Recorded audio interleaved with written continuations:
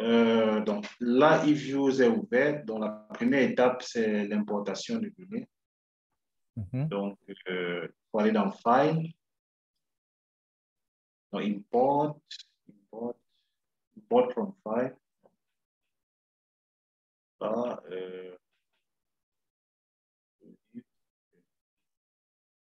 il faut sélectionner la base de données, ou bien si vous avez une autre base de données, c'est pas... Attendez. Bon. Je vais prendre quelle base de données? Base va avec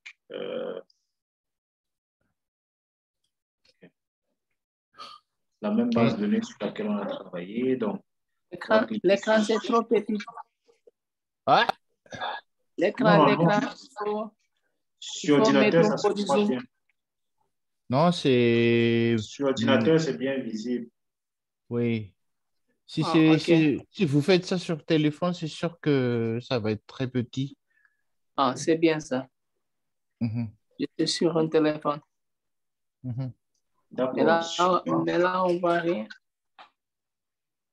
Il faut se déplacer sur un ordinateur, sinon vous n'allez pas réussir parce que c'est trop petit, quoi. OK. D'accord, on clique sur suivant. Bon, en tout cas, j'aimerais bien le faire, mais j'ai un petit problème avec moi.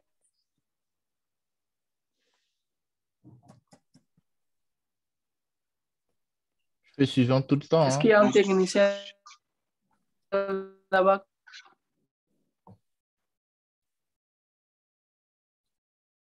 Donc, allons-y à suivant. Là. En suivant, finish, OK. OK. C'est bon. No. OK. Voilà. Okay. Donc, là, on a notre base de données avec différentes variables, le PIB et bien d'autres variables encore. Donc, la première étape, ce sont les tests de stationnarité. Bon, les tests de stationnarité, c'est la première étape. Bon, aujourd'hui, on va juste refaire l'exercice qu'on a eu à faire par le passé, mais par la suite, j'insiste beaucoup sur la stationnarité parce que c'est lorsqu'on va voir d'autres modes d'estimation, à part la régression linéaire simple par les moyens carrés qu'on a vus. Donc, le choix du modèle sera basé sur le résultat des tests de stationnarité.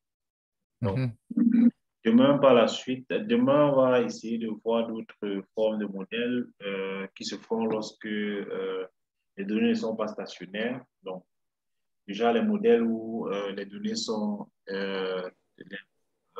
nos variables sont stationnaires, sont toutes intégrées d'ordre 1. On va voir également les cas où les variables sont à la fois intégrées d'ordre 1 et stationnaires. Donc, voilà. Donc, pour le moment, faisons les tests de station. OK. Donc, on ouvre d'abord la variable. Ici, hein? Donc, là, c'est PIB. OK, oui.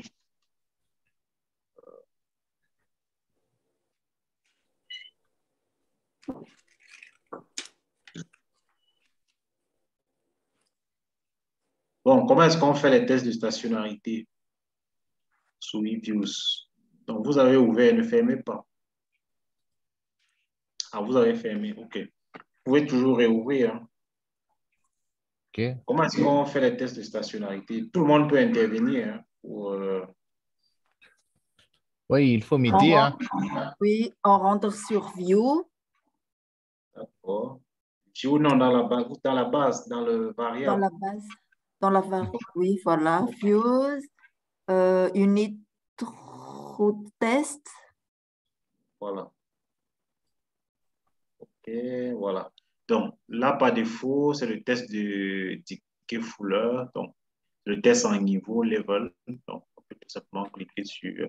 Voilà, il y a d'autres types de tests, Ticket Fuller, GLS, Philippe Perron, KPSS, voilà, et bien d'autres encore. Donc, on peut tout simplement laisser le test par défaut et cliquer sur OK.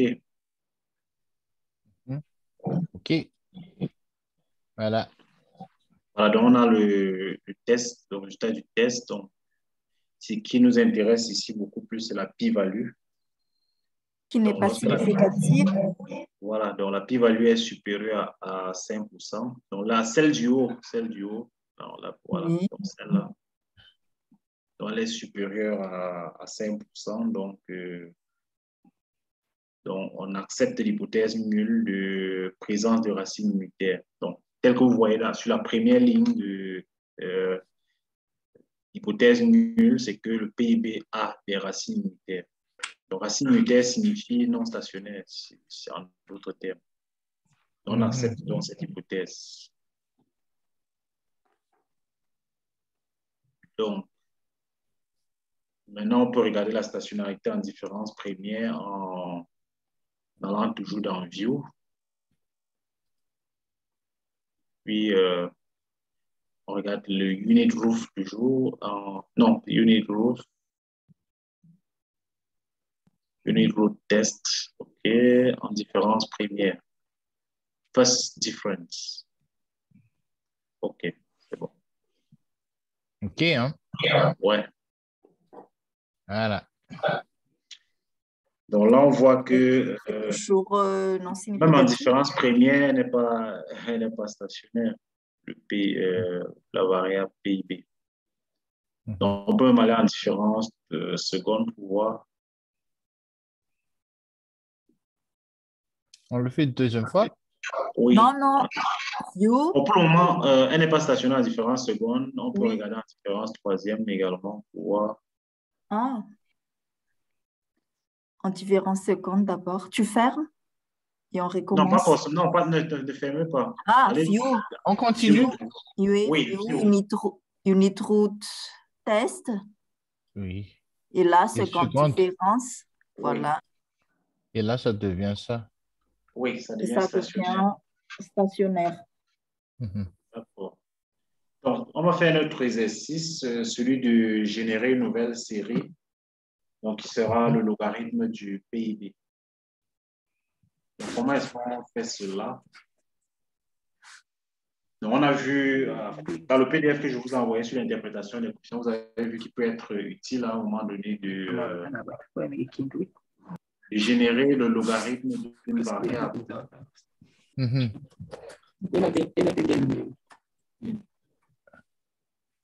Donc, allons-y dans comment est-ce qu'on génère une nouvelle variable? Chain. Voilà, Gen, OK. Là, non, sur la variable. Voilà. Voilà, donc on va donner le nom de la variable qu'on veut générer. Donc, peut-être ça sera log PIB, je ne sais pas moi trop. Non, non, ne sélectionnez pas. Non, c'est un nouveau nom qu'il faut donner. Ouais, tu mets PIB si tu veux. Tu peux écrire PIB. Voilà, donc égal.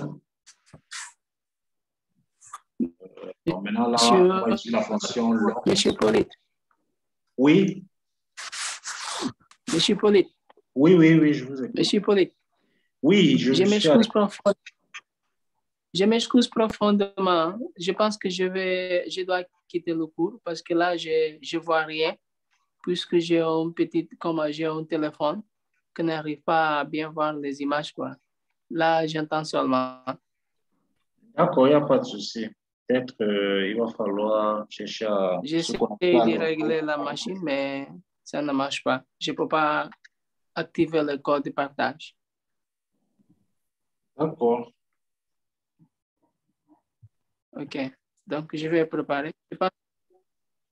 D'accord. Oui, là, entre parenthèses, on doit mettre le PIB entre GDP, ça doit être entre parenthèses. La fonction, là. Hein? Voilà. Là, on peut cliquer sur OK. Oh. Incorrect number of arguments. Bon, je pense qu'il doit y avoir un problème. Il doit y avoir un espace. Espace. Voilà, OK. Bon, j'ai l'impression qu'entre lock et Il ne doit pas avoir d'espace. OK, là. Voilà. Voilà. Okay. Donc, Et là, c'est là. Oui, on peut l'ouvrir également. On peut regarder aussi également les tests de stationnarité, comme tout à l'heure pour cette variable. On revient sur level. Level, oui. Voilà. On a 0,8 là, 0,82. Ouais, c'est pas Ce n'est pas stationnaire. significatif. Et Donc, on on peut, refait. en différence première. C'est bon. Oui, donc en différence première pour la série log, elle est stationnaire. Donc, on peut également regarder les tests de stationnarité pour d'autres séries. On peut regarder même le taux de croissance, on peut regarder le GFCF. Donc, en fait, ce sont les terminologies anglaises. Hein, Gross Fixed Capital Formation. Juste une question, si ça ne vous dérange pas. Pourquoi on fait générer le logarithme de la variable? C'est pour améliorer l'interprétation ou c'est dans Oui, quel but? oui, ça peut être dans le but d'améliorer l'interprétation. Bon, ça peut être aussi dans le but de... vous avez vu tout à l'heure que la variable était... en fait, il fallait aller jusqu'à l'ordre 2 pour avoir la stationnarité. Bon, mais là, en différence première, on a déjà la stationnarité. Ça peut être un avantage. Plus tard, on verra que... en fait, bon, c'est surtout au-delà au niveau de l'interprétation. Et au niveau de l'interprétation, c'est aussi intéressant de loguer les variables. Donc, surtout lorsque on a à gauche une variable en niveau comme le PIB et à droite, on a des variables en pourcentage. Donc, il serait intéressant d'utiliser un modèle log niveau. Donc, lorsqu'on a à gauche, comme variable explicative, une variable en niveau et à droite des variables en pourcentage, comme la formation du capital fixe qui est en pourcentage du PIB. Pareil pour les dépenses publiques de consommation et autres. Donc, bon, allons-y. Bon, supposons que toutes les variables sont stationnaires. Donc, essayons de faire une estimation d'un modèle de régression linéaire. Donc, avec comme variable dépendante le logarithme du PIB. OK. Donc, c'est là que je ne suis plus. Comment on fait? Parce que c'est Il faut ça que aller j'ai dans Quick. raté. Non? Quick en haut. Quick en haut, OK. voilà. Donc, estimate equation. Plus bas, voilà. Voilà, d'abord, là, il faut saisir la variable dépendante. La variable dépendante ici, c'est, bon, on va choisir log PIB. Log, voilà, donc, constant, espace. Il y a la constante C. C'est. Oui, C. Donc, espace, bon, la première variable, on va choisir GFCF of GDP.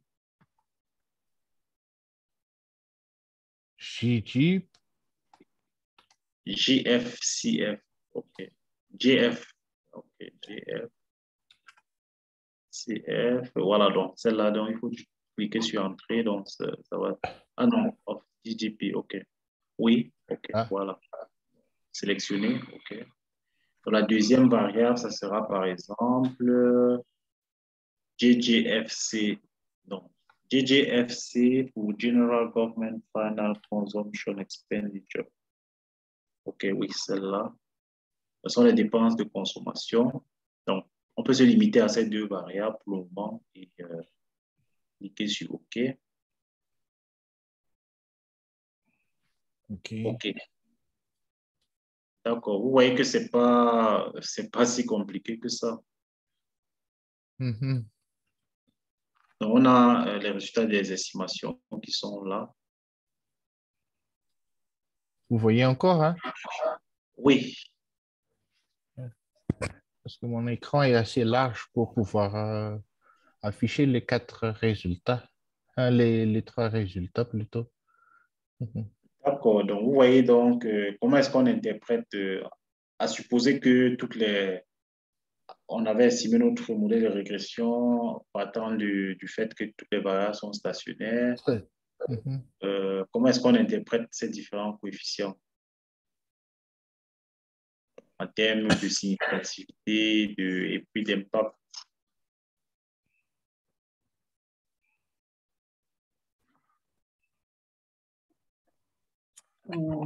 Lina, tu peux aider parce que là, Oui, oui, je suis en train de... Euh,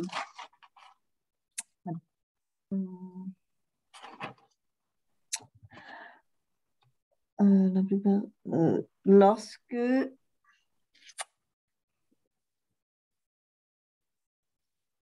Attendez. Lorsque le P...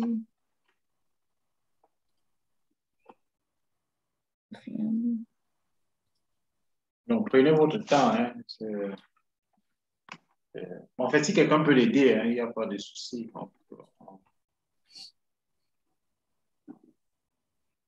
Parce que l'idée ici, c'est vraiment de donner les bases à tout un chacun.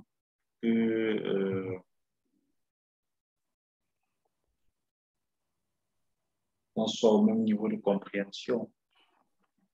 Donc, peut-être après, il faudra bien regarder le fichier PDF. En fait, ce qui nous pose un peu de problème, c'est par rapport au nom des variables.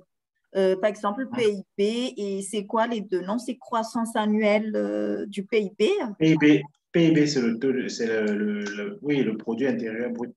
Oui, oui, mais le deuxièmement, c'est est-ce que la variable explicative, les deux variables explicatives, c'est quoi? Croissance annuelle du PIB? La première, c'est GFCF, donc la formation brute de capital fixe. En fait, c'est la terminologie anglaise, Gross Fixed Capital Formation, c'est donc ça. En fait, ce sont les investissements en pourcentage du PIB. La première variable, GF, Oui, CF. Donc, la deuxième variable, ce sont les dépenses publiques de consommation. dépenses publiques de consommation. Et la première, c'est quoi déjà? Les investissements en Investissement. pourcentage du PIB. D'accord. Pourcentage de PIB.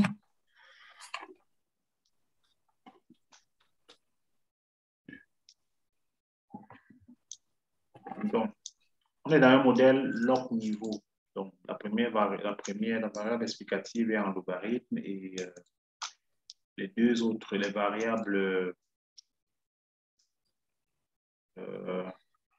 OK, donc, OK, lui, il a défini. Donc, GFSC, investissement en pourcentage du PIB, et GGFC, dépenses publiques de consommation. Donc, voilà, aussi en pourcentage du PIB. Oui. Pourcentage du PIB. En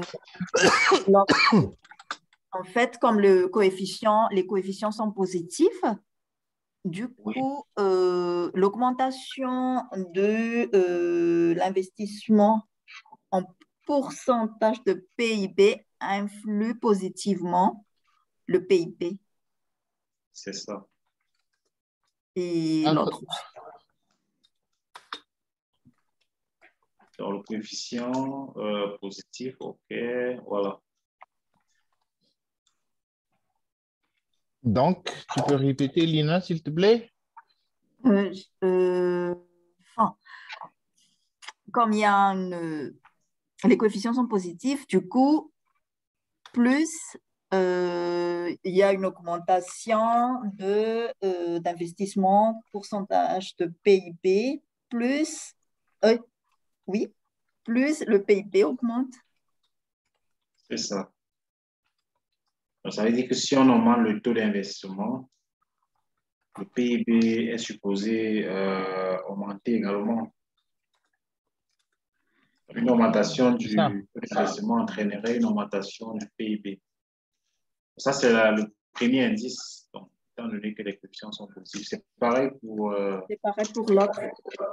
L'autre, les dépenses publiques de consommation.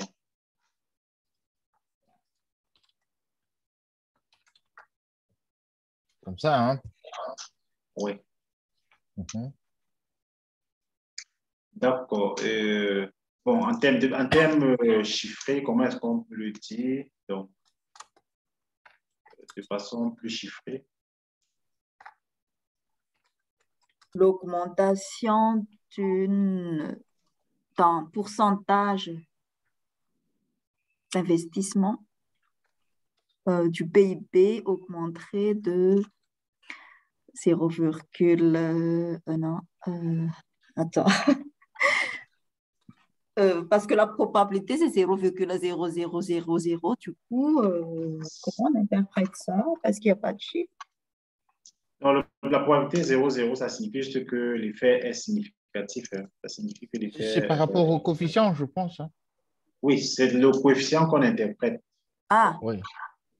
Donc, l'augmentation 1% de 1% de PIB entraîne une augmentation non, 1% d'augmentation de la variable explicative. Donc, d'investissement plutôt, voilà, d'investissement, voilà, ok. Entraînerait une augmentation de 0,17% de PIB. Bon, c'est déjà proche de la réalité, mais ce n'est pas vraiment ça. Donc, dans le modèle log niveau, donc, l'interprétation en termes de, dans le modèle log niveau, c'est que lorsque la variable explicative augmente d'une unité, la variable expliquée augmenterait du coefficient multiplié par 100. Multiplié par 100. Ah. OK, donc de 17%. Pardon. Voilà. Mais ça, c'est la particularité des modèles log niveau. Hein. Oui. Donc, lorsque en fait, ici, le 1%, on a même 1% là-bas parce que l'unité ici, c'est le pourcentage. Sinon, on aurait plutôt dit une augmentation de 1, de une unité. Donc, si c'était par exemple un millier d'euros, on devrait par exemple dire lorsque la variable explicative augmente d'1 millier d'euros. Donc, voilà. Donc, ici, étant donné que l'unité, c'est le pourcentage, donc, parce que la formation brute, l'investissement est en pourcentage du PIB, donc, ce qui signifie que 1% d'augmentation d'investissement entraînerait une augmentation du PIB de 17%. Voilà, d'après notre modèle. Donc, on peut faire la même interprétation pour l'autre. Pour l'autre. Oui. Là-bas, c'est... Entraîne 15%. Oui. Là. Voilà, une augmentation des dépenses publiques de consommation de 1% entraînerait une augmentation de 15% du PIB. Bon, évidemment, ce n'est pas facile d'augmenter le taux d'investissement à ce niveau-là, puisque il est difficile de réaliser des taux de croissance de 15%. C'est très rare. Ce sont des situations exceptionnelles. Et c'est là qu'on fait la régression linéaire en log niveau. Pardon? Et c'est là, par rapport à cette interprétation, qu'on fait la régression linéaire en log niveau. Oui. Donc, la régression log niveau est très intéressante lorsque les variables explicatives sont en pourcentage. D'accord. Et que les variables dépendantes sont en niveau. Donc, on peut appliquer le log à la variable explicative. Et voilà, donc on a l'interprétation qu'on a là. Donc, maintenant qu'on a testé, enfin, maintenant qu'on a estimé notre modèle et qu'on l'a interprété, bon, en fait, je rappelle également que l'interprétation, c'est lorsqu'on a déjà validé le modèle, mais on ne l'a pas encore fait pour le moment. parce qu'il faut maintenant valider les hypothèses a posteriori, comme la normalité des résidus, l'homocédasticité et puis la non-autocorrélation des erreurs. Donc, est-ce qu'on peut aller tester ces hypothèses-là?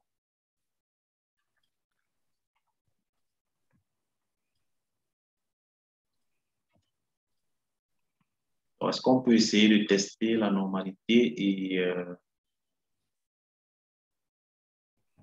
Oui. Oui.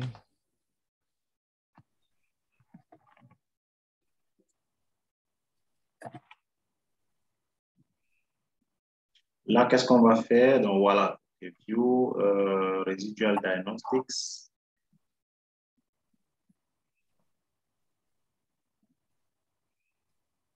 On va sortir le test de normalité. Oui. OK, on va choisir Normality, Histogram Normality Test.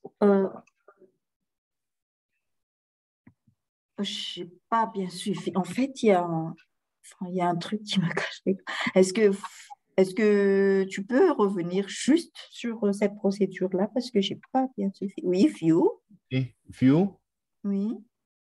et Résidual résiduel. diagnostic. D'accord. Voilà.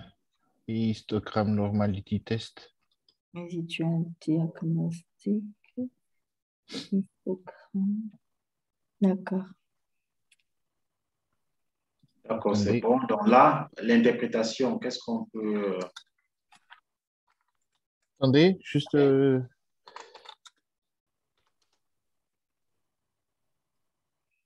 View.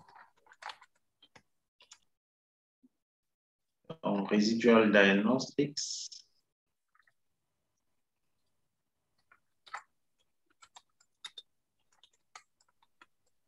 Diagnostic.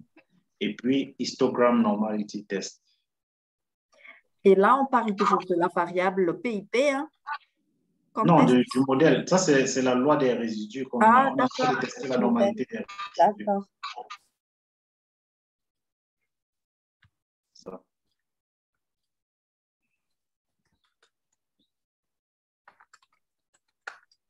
Voilà, c'est le modèle. La normalité, bon, c'est pour les résidus. Pas le mot. Bon, oui. Normalité des résidus. Voilà.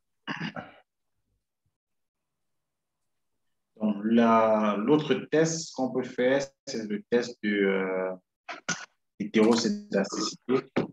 Donc, bon, l'interprétation d'abord, parce que dans le test de normalité, l'hypothèse nulle, c'est la normalité des résidus. Donc, dans le test de normalité, il faut bien préciser, peut-être après, on va partager ce PowerPoint avec tout le monde. Oui, ce sera mieux. Il n'y a pas de souci. C'est pour...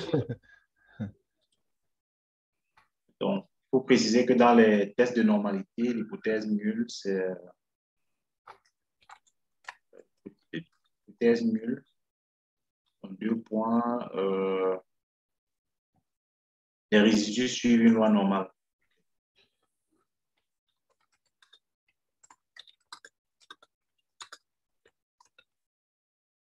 Voilà.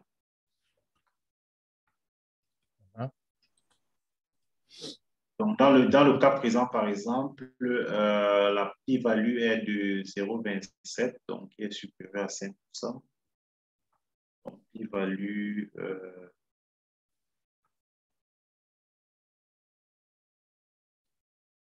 Attendez.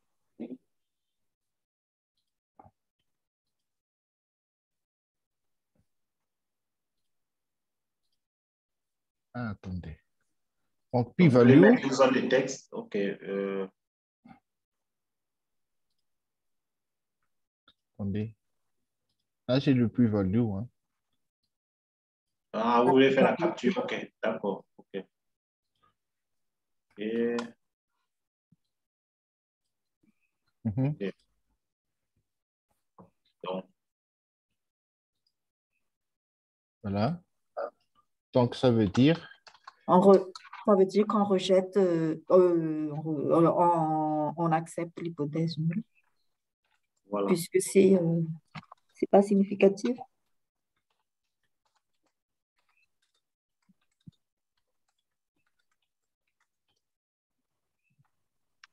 Voilà.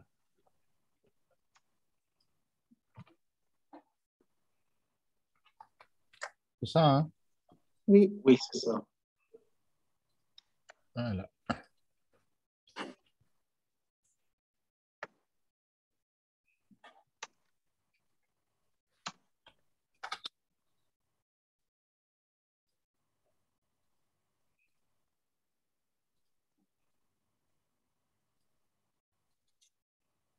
Juste une précision. Est-ce que le test de normalité, c'est la première étape et le test, ouais, le test de stationnarité, c'est la première étape à faire et puis la deuxième étape, c'est le test de normalité après la régression? Oui, oui, après la régression, il faut vérifier les hypothèses a posteriori sur les résidus, Ouais. notamment la normalité. Et puis après, bon, en fait, l'ordre, peu importe l'ordre, mais bon, Ah, peu du importe. moment où on a déjà... D'accord. Non, non, mais la stationnarité, c'est le premier élément à Oui, vérifier. C'est la première étape. oui. Après, maintenant, on va... bon, après la normalité, on peut regarder maintenant l'hétérocédasticité, par exemple.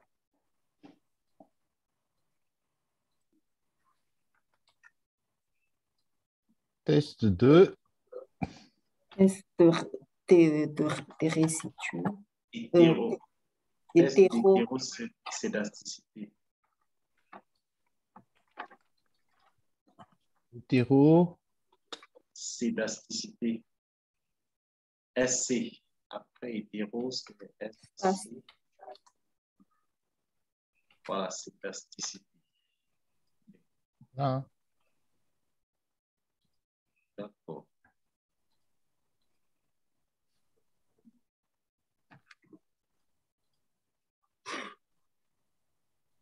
Bon, je OK. pense que c'est collé.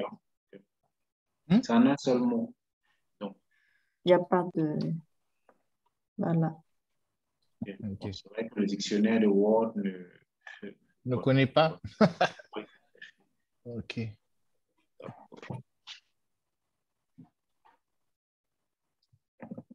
Donc, voilà. Je lance, hein? Oui, Few residual diagnostic. puis hétérocédasticité, donc, OK. Hein? Voilà, résidual diagnostic, OK, ouais, c'est ça. Hétérocédasticité test. Donc, bon, il y a plusieurs cas possibles. Il y a le test de Birch-Godfrey, il y a le test de Harvey. Donc, tous ces éléments-là, vous pouvez les regarder dans la théorie, hein, pour voir un peu comment, quoi le principe et tout ça.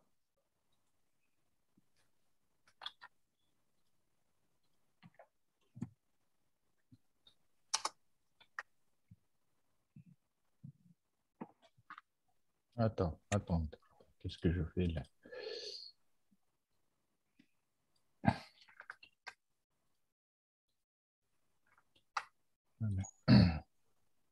Voilà. Donc, hétérocédasticité test. Avec K. Hein.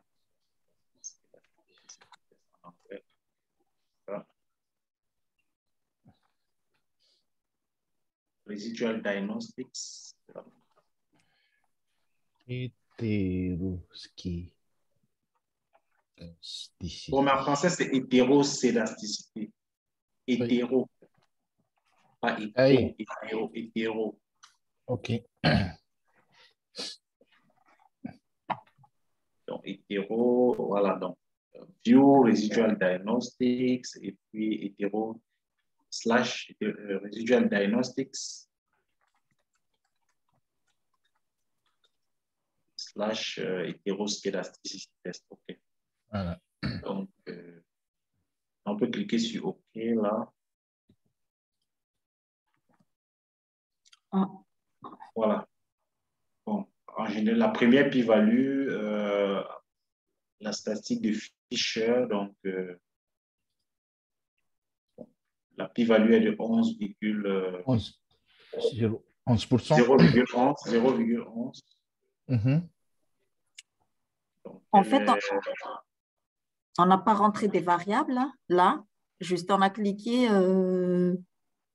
View Residual Diagnostic Heteroscedasticity et ça a sorti ses résultats. En fait, on a Oui, passé. tout à fait. C'est Si, ça. c'est déjà ici. Ah, c'est déjà, avant, j'ai déjà écrit C'est systématique. déjà, oui, oui, Ok, Oui, c'est déjà mentionné ici. ok. donc les régresseurs, OK. D'accord. Attendez.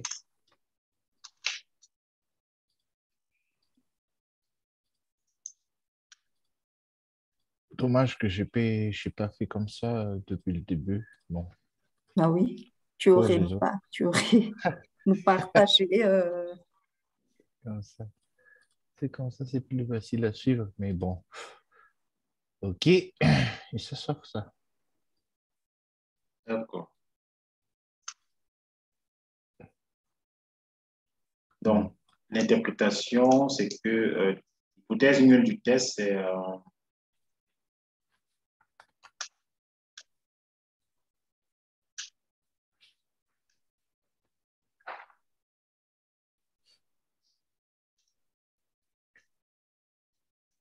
voilà, donc voilà, c'est mieux de faire cette capture, d'afficher cette capture-là.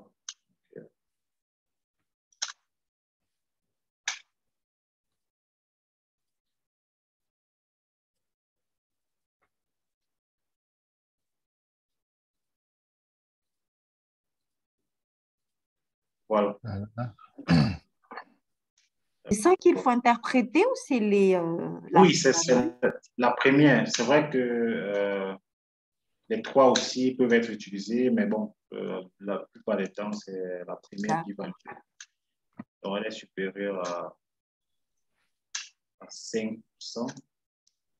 Donc, donc l'hypothèse nulle dans le test d'hétéroscédasticité, c'est l'homoscédasticité.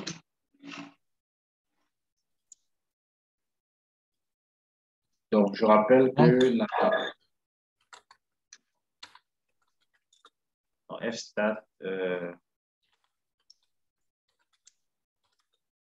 non, la probabilité de la F-stat probabilité est supérieure à 5%. Donc,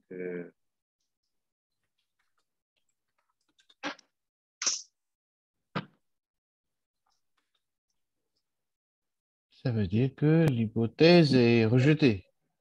l'hypothèse nulle est acceptée. Ah, pardon. L'hypothèse. en fait, L'hypothèse, l'hypothèse nulle, ici, c'est l'homocédacité des variables. oui, tout à fait. D'accord. Autrement dit, la constante de la variance des erreurs. Attends. L'homocédacité signifie que la variance des erreurs est constante. Homocédacité, Oui, c'est-à-dire la constance de la variance des erreurs. de la variance des erreurs. Parce qu'en réalité, ce serait un problème si les erreurs n'ont pas une variance constante. Donc, on aimerait avoir des thèmes d'erreurs qui ont une variance constante. Donc, si la variance des erreurs dépend du temps, voilà, c'est un problème. Voilà. Ce sont les hypothèses intuitives qui permettent de valider, de vérifier que le modèle est intéressant.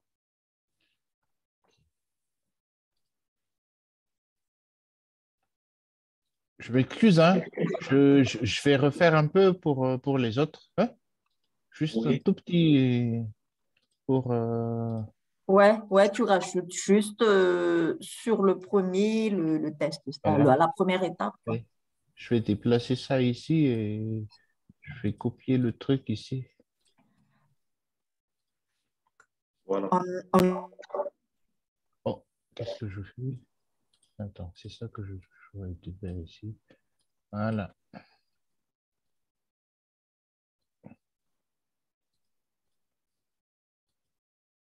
Je vais descendre ici. Je vais refaire un peu. Voilà.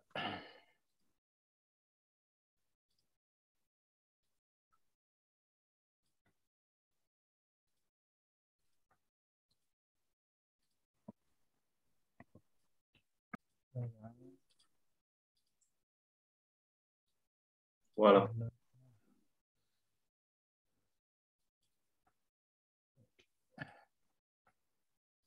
Contour, là, il faut... ouais, ok.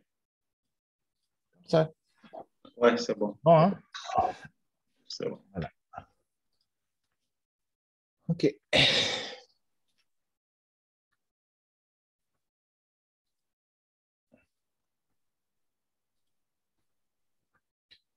OK.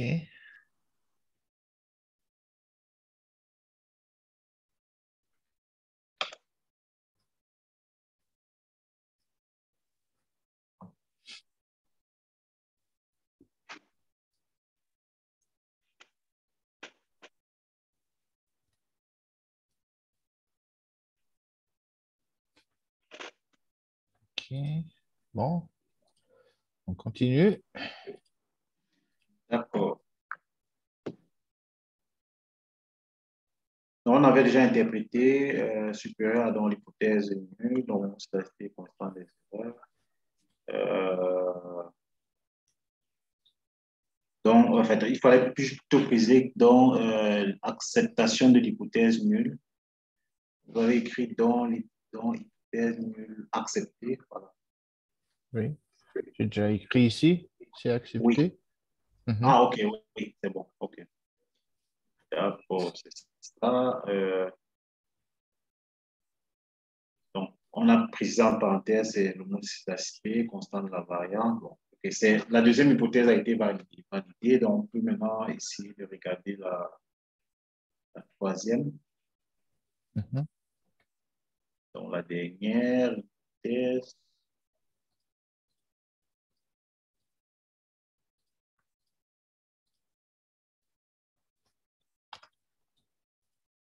Et test 2. Autocorrélation.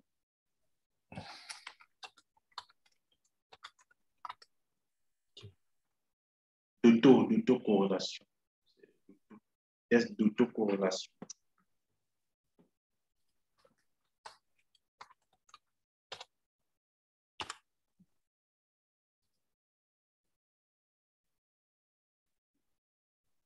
Du résidual diagnostic, serial.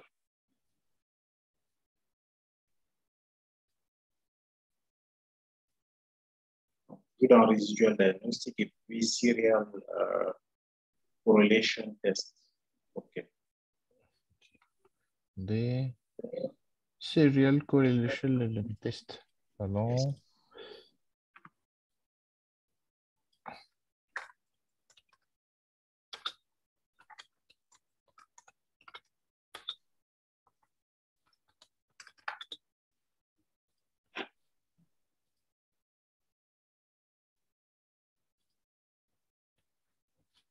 OK.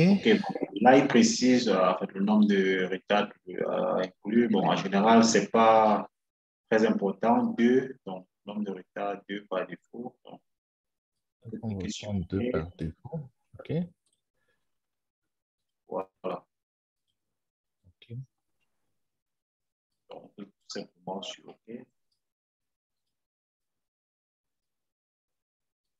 Et là, on a le résultat dans le premier tableau du haut, la plus-value, cette fois-ci.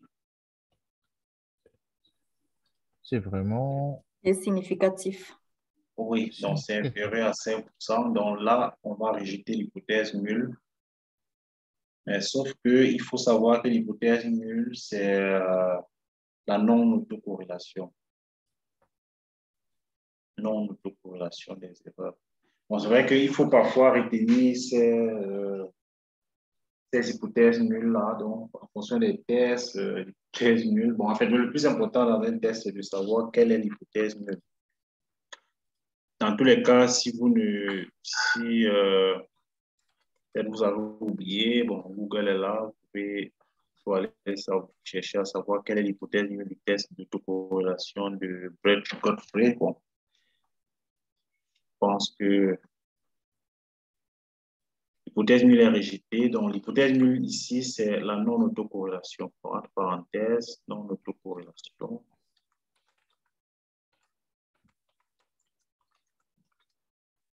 Donc là, c'est un problème parce que En principe, on aurait voulu que les erreurs soient non autocorrélées. Mais bon, la remarque que vous devez faire également, c'est que dans les tests de diagnostic, dans tous les cas, on cherche à avoir une p-value supérieure à 5%. Donc, dans tous les cas. Donc, que ce soit dans la normalité, test de normalité, donc on aimerait avoir la normalité. Et pour cela, il faut que la p-value soit supérieure à 5%. Dans le deuxième test, donc, on aimerait avoir également l'homocédasticité, qui est l'hypothèse nulle. Et dans ce cas également, il faudrait que la p-value soit supérieure à 5% pour qu'on l'accepte. Donc, dans les tests de diagnostic, l'hypothèse nulle, c'est l'hypothèse qu'on aimerait accepter. L'hypothèse qu'on aimerait accepter. Donc, et à chaque fois, il faudrait que les p-values soient supérieures à 5%. Bon, dans le cas présent, par exemple, pour l'autocorrélation, on voit là que on a une p-value qui est malheureusement inférieure à 5%. Donc,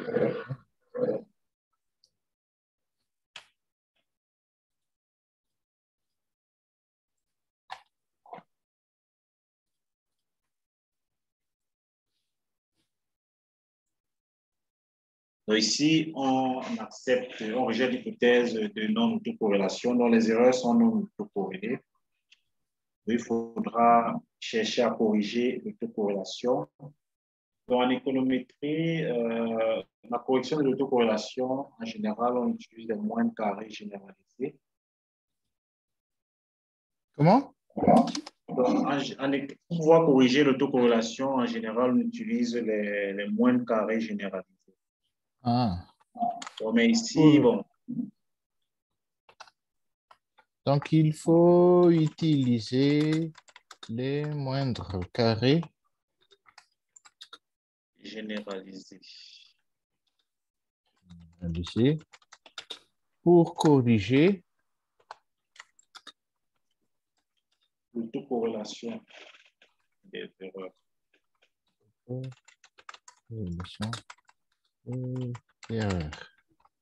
Voilà. Bon, c'est vrai que directement là, les moyennes carrées généralisées ne sont pas,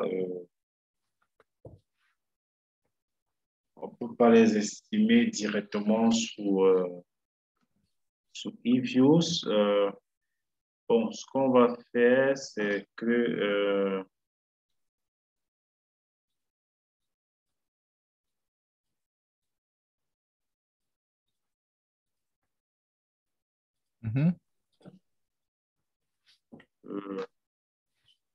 bon, là, on ne peut pas valider notre modèle parce qu'il y a des problèmes d'autocorrélation.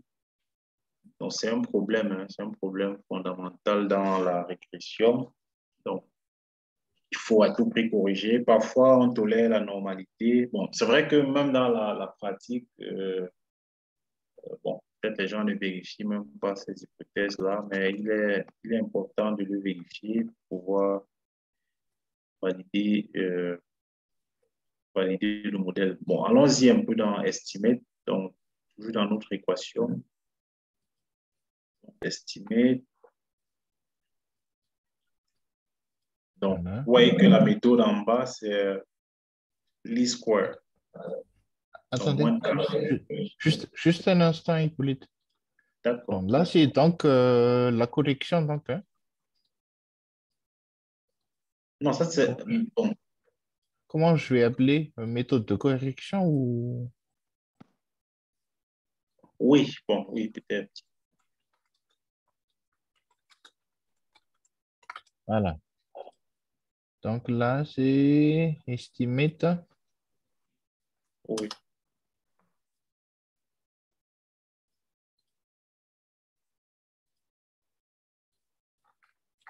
Estimate.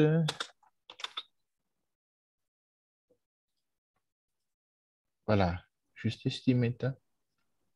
Et là, on Donc, prend méthode. non, non, là, non, par défaut, c'est least square. Donc, repartez dans option, voir option, option. Donc là, non, laissez cette là, allez plus haut dans option.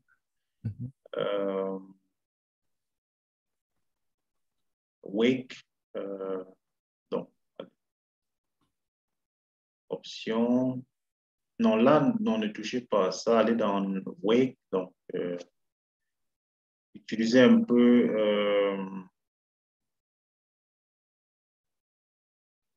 Standard Deviation. Bon, voilà. Ok.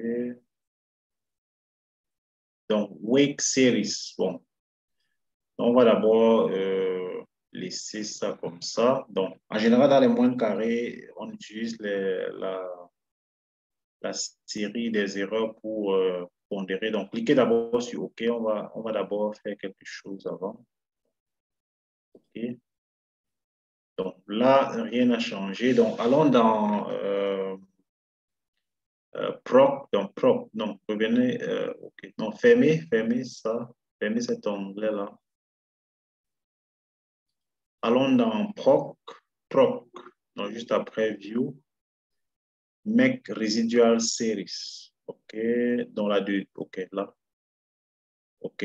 Donc, ça, c'est pour pouvoir générer la série des résidus. Tout à l'heure, on parlait du résidu, test de normalité haute. Donc, ici, l'objectif ici, c'est de générer la série des résidus dont le nom par défaut qui sera attribué, c'est réside 00, réside 01. Attendez. C'est quoi l'action? Donc, allez dans Quick, dans Prop.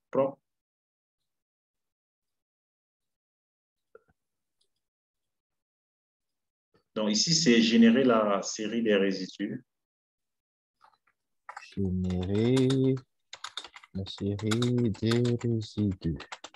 Voilà. Voilà. Donc, on va dans Prop. Okay. Make Residual Series.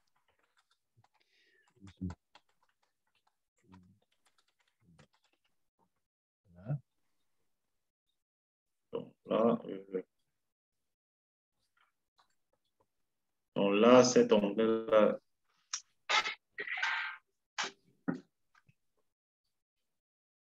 Voilà. Oui, Make Residual Series. Puis, donc, OK. Donc, lorsque vous allez dans Prop Make Residual Series,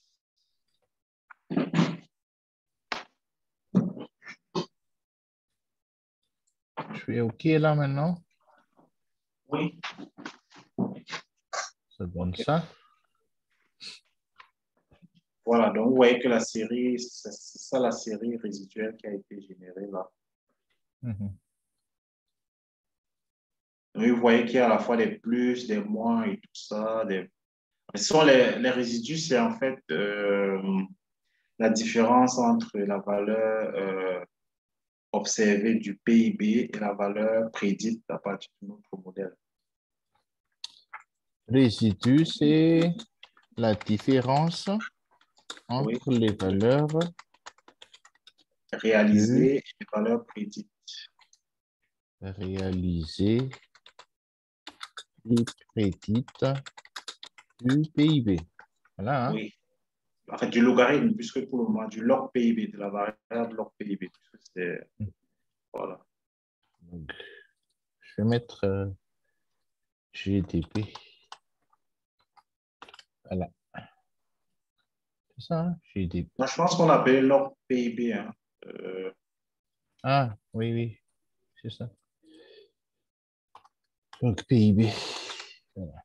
Donc, je pense qu'il y a également quelque chose qu'on a oublié de faire depuis là, c'est d'enregistrer notre base de données. On ne l'a pas enregistré si l'ordinateur plante là ou alors, c'est pas moi trop. Donc, on aura du mal. Donc, peut-être qu'il faut essayons d'abord d'enregistrer notre base de données en allant dans File,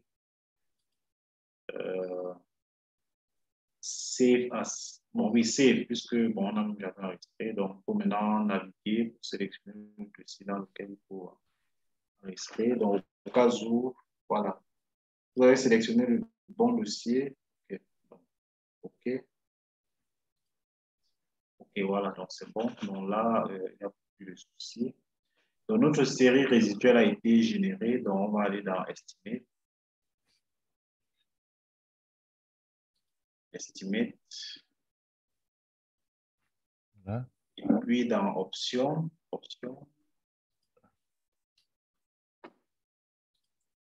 là, au niveau de, voilà, standard deviation, on va mettre Attendez. wake série. Wake série, donc il y a un espace pour wake série. Donc, en haut, non, au milieu, voilà.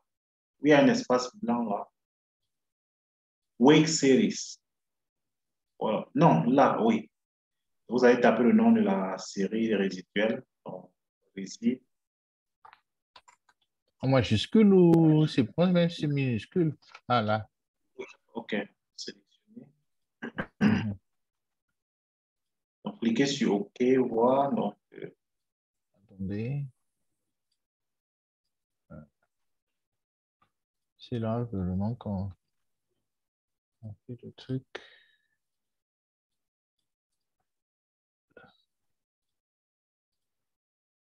Voilà.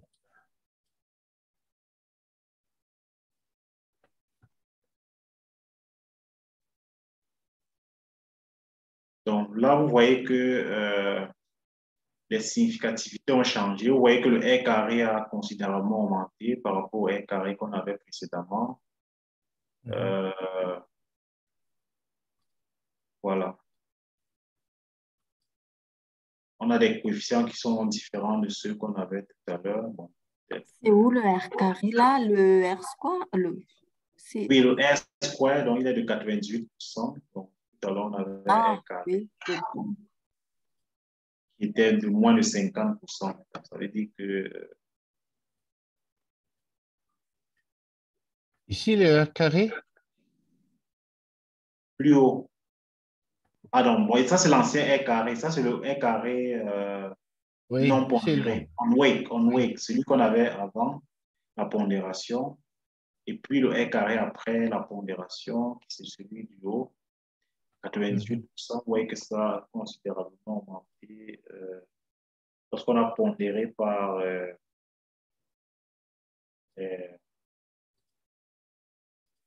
les cas standards des résidus.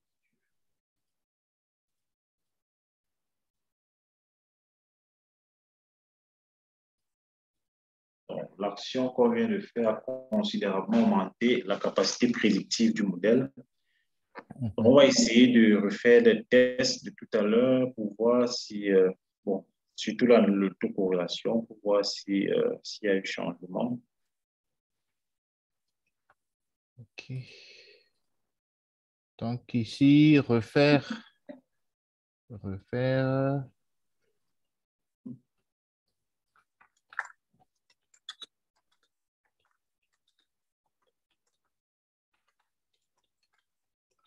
Les tests d'autocorrélation.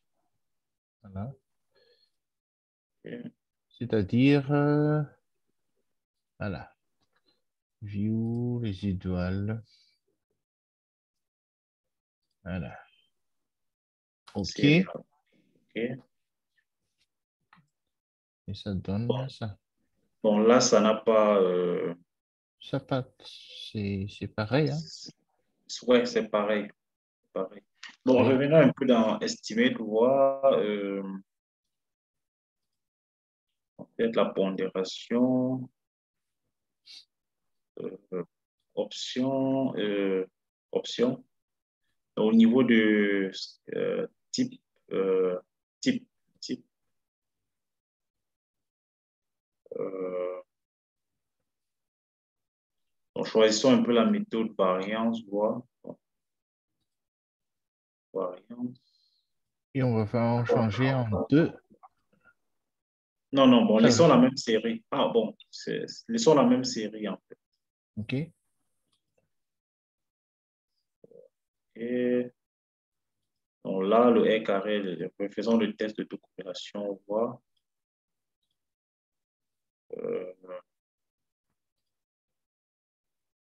Ça a un peu changé, mais pas tellement. Oui, bon, revenons un peu toujours dans Estimate.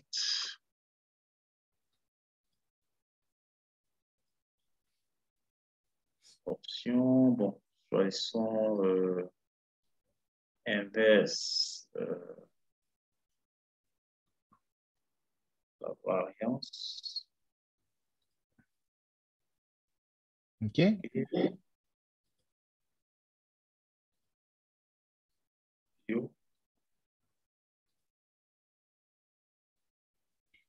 Pas encore. OK, pas de changement. Donc, revenons là.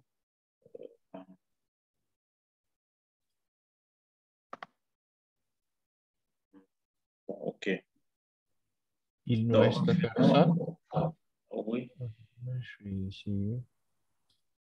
Alors là, les positions ne sont plus significatives. Qu'est-ce que ça veut Positif, dire? négatif. Positif ou non négatif, argument. Ça, c'est dans le test de taux corrélation là. Oui, oui. Bon, je pense qu'il doit y avoir bon, un problème au niveau des estimations. Bon, revenons un peu à l'estimation, on voit. Estimate. Au niveau d'options, scaling. Donc, revenons un peu dans scaling option. Average, default.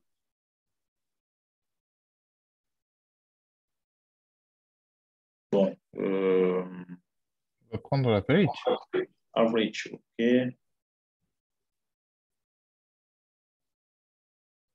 OK.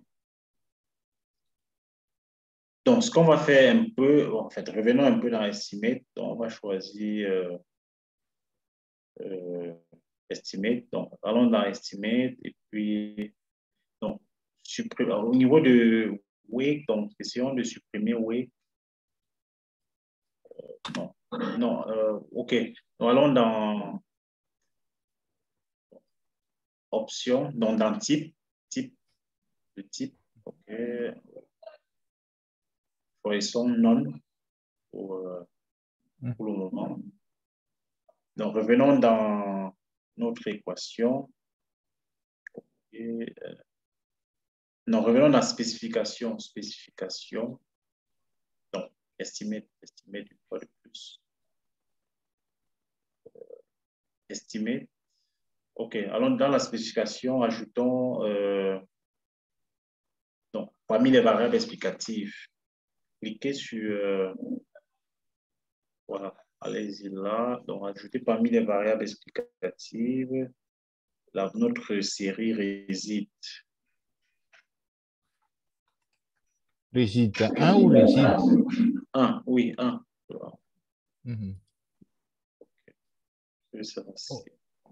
Dans le 1, c'est pas autorisé. Oui, parce que oui, en réalité, c'est jusqu'à chaque fois que vous faites des estimations, il y aura toujours une nouvelle série réside qui sera générée.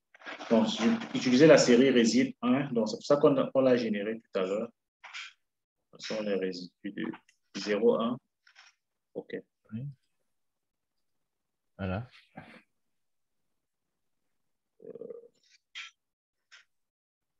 OK. Ah bon.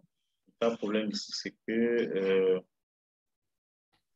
nous allons-y un peu dans View et bon, mais je pense que ce ne sera pas.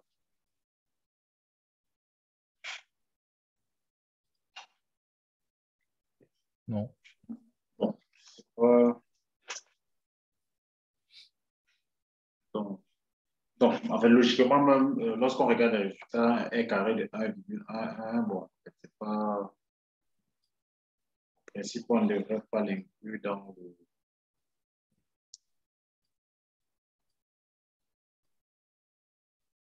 Bon, logiquement, avec les moindres carrés généralisés, donc, en fait, lorsqu'on faisait la pondération, on devrait pouvoir corriger. Donc, revenons un peu dans Estimate, voir. Estimate. Au niveau d'options. Donc, à la place de type, on va mettre, donc, par exemple, l'une des méthodes là, Standard Deviation. Et puis, comme variable de pondération, on va mettre la variable dépendante, donc log.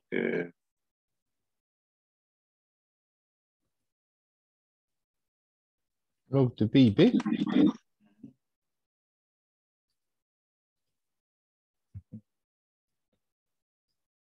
Voilà. OK.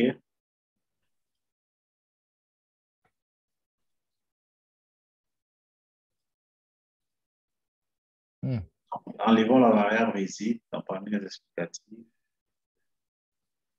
Donc, allons dans Estimate d'abord, enlever la variable actuel là, parmi les explicatives. Estimate, cliquez sur Estimate.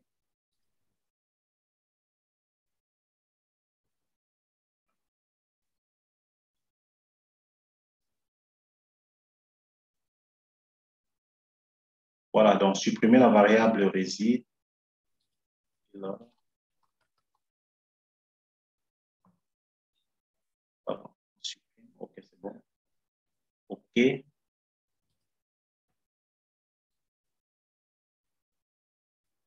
Voilà, on a une nouvelle estimation. Bon, apparemment, a priori, ça n'a pas beaucoup changé. Donc, mais allons dans la pondération n'a pas changé grand-chose. Mais allons-y dans les tests de taux corrélation, voir le changement.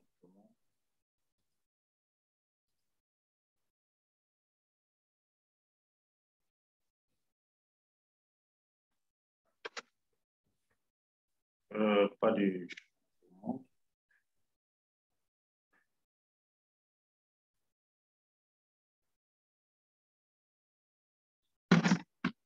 Bon, peut-être il faut aussi également essayer de changer les méthodes de pondération là. Toujours dans Estimate et Estimate et option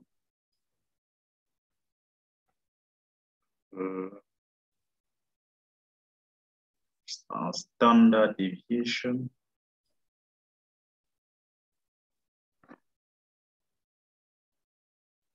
Donc, il faut mettre par exemple l'inverse.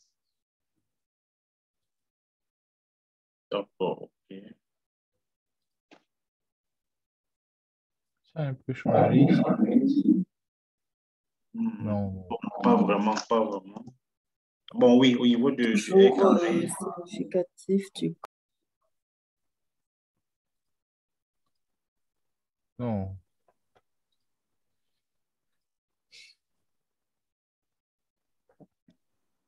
Donc, OK.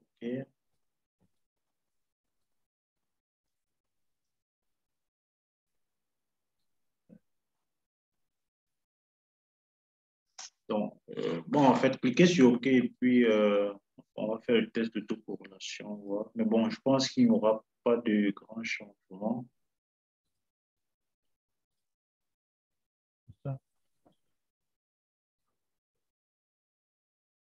Donc, pas de grands changements.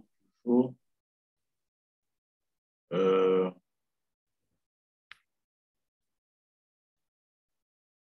Donc, c'est parfois un peu ça la difficulté avec la modélisation lorsqu'il y a une difficulté.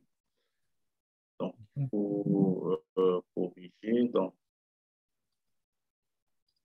revenons un peu à Estimate.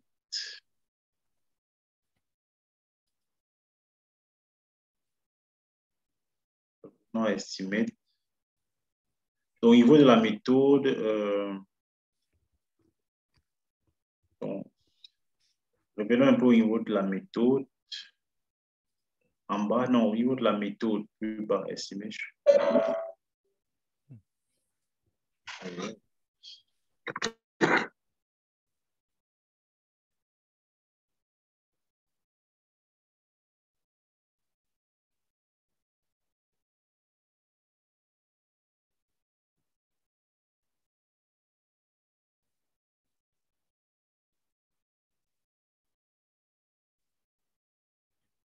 Vous êtes parti?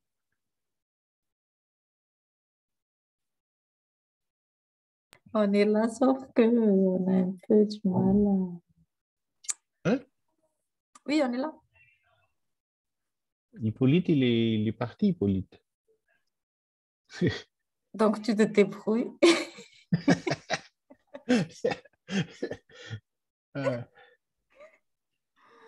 Mais, en fait, j'arrive pas à rien cerner jusqu'ici. À quoi ça sert l'utilité de tout ça? Ouais. on manque un peu de théorie, je pense. Voilà, c'est la théorie, c'est vraiment le fondement de Oui, l'intérêt de voilà. faire tout ça. Est-ce qu'on est obligé de passer par tout ça avant de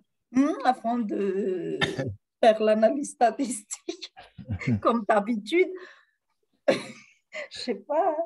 Mais Non, là, tu sais, tu sais vraiment, il nous faut vraiment vraiment saisir la la notion théorie. de Parce que la même théorie.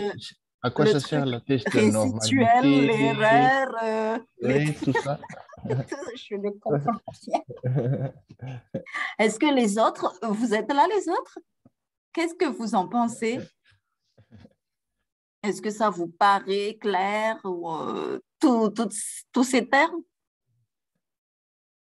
Nous, il n'y a que moi et Ertine qui sont. Oui, il n'y a que nous deux.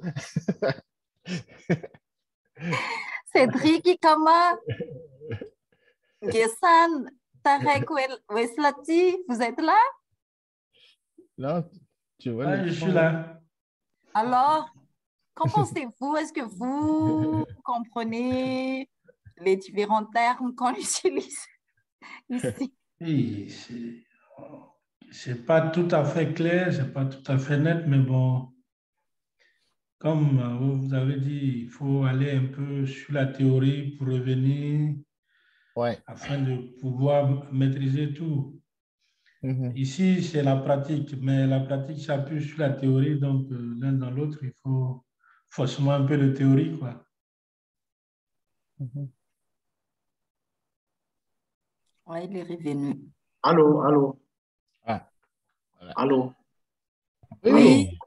Ah, oh, j'ai eu un souci de connexion. Et bon, j'ai dû partir. On était au niveau de notre correction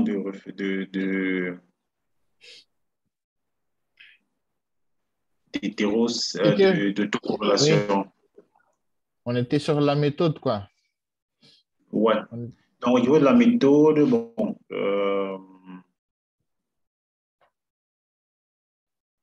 donc, au niveau de la méthode, bon, normalement, parmi les méthodes là, donc la méthode par défaut, c'est least square. Et parmi les méthodes là, il n'y a pas de euh, les moindres carrés généralisés, mais on va regarder la méthode two stage least square. Two stage least Mhm. square. Donc OK. là, il y a un espace où on demande de mettre la liste des instruments. Oui. Donc, on va prendre les variables explicatives et mettre là comme instrument. Donc, on va copier les variables explicatives. Non, juste les variables explicatives. Bon, OK, oui, c'est bon.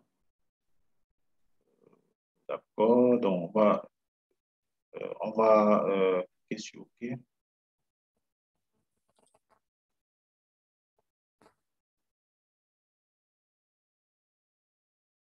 Donc, il y a peut-être un léger changement là. Bon, refaisons le test. Bon, il y a également un changement là, mais pas. Il n'y a plus qu'une ligne, là. Oui, oui, bon, pour le two stage square. Bon. Ouais. Donc, revenons là. Euh, on ne peut pas attendre à option voir.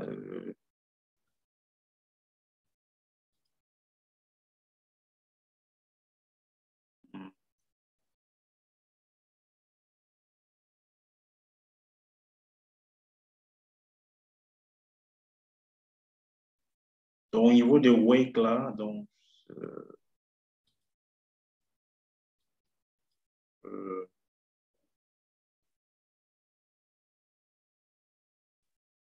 bon, Normalement, les two-state least square devraient normalement corriger également le taux de corrélation. Donc, allons un peu dans ordinary coefficient covariance matrice là.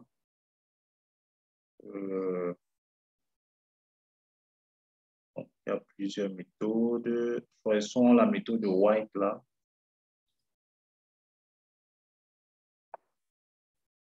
Donc, cliquons sur OK.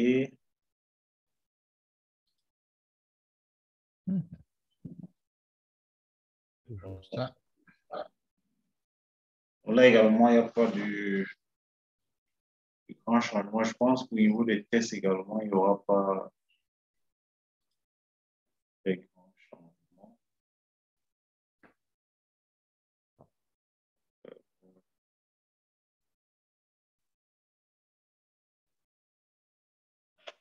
Donc, au niveau de test, essayons de mettre un seul. Attends, partons dans le test de taux corrélation là.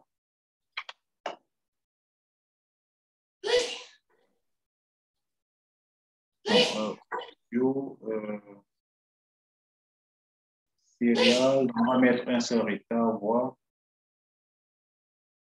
Au lieu de 2, on va mettre 1. Ah, OK. Donc, cliquons sur OK. Bon, n'est pas de nature à pouvoir changer ça. Donc, vous voyez comment la modélisation peut être parfois embêtante. Donc, lorsque l'une des hypothèses n'est pas vérifiée. Donc, refaisons toujours le two-state least square. Donc, au niveau des instruments, on va ajouter notre série résiduelle.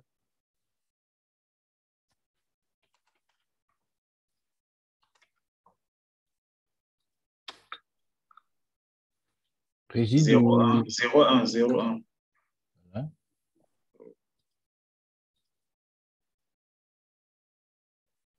OK. Et OK. Non. Et donc, pas de...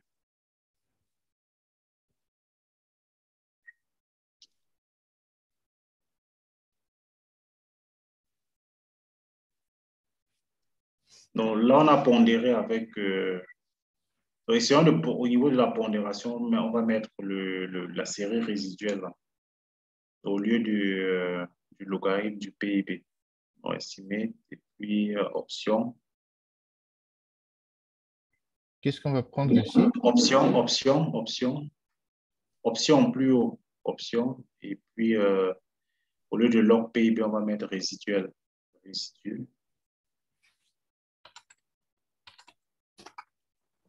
Réside 0,1, OK. Donc, on va cliquer sur OK. Ah. Là, ça donne des résultats. Cette fois-ci, je crois que ça peut aller. Positive or non negative argument to function expected. Non, c'était même prévisible que ça n'aille pas parce que là, le R carré a considérablement diminué. Donc, peut-être on va revenir au moins carré généralisé.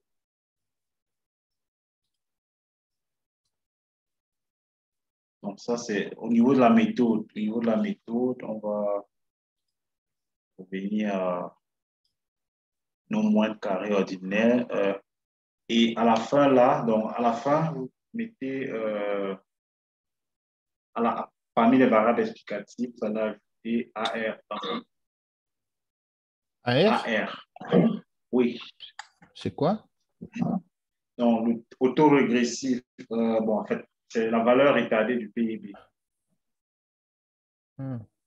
Donc, la variable explicative, en fait, du logarithme du PIB qui est la variable explicative, mettez tout simplement AR entre parenthèses. Parenthèse, hein. AR entre parenthèses. Vous ouvrez les parenthèses. Oui. Voilà, vous mettez 1. 1, 3, Hein? enter. 1, le chiffre 1, OK. Cliquez sur OK. Wow. C'est quoi tout ça? D'accord. Donc, bon, il y a un problème parce que là,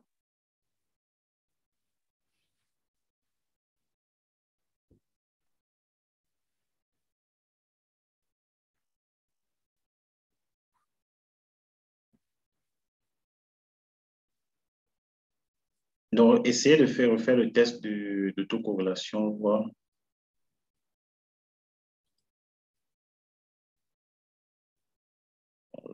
Ah non, ce n'était pas disponible pour cette méthode.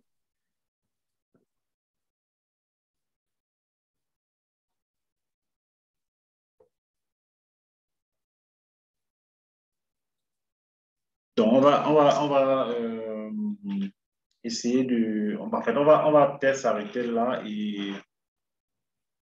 Donc, je vais essayer de regarder, donc, trouver un moyen de corriger l'autocorrélation et demain, on va essayer de le partager ensemble et Oui, j'allais dire ça. continuer. J'allais dire ça justement. Oui. Parce qu'on commence à être fatigué, on n'arrive plus à me concentrer. D'accord. Donc, mais je pense quand même que aujourd'hui, on a quand même... en fait, bon, Avance.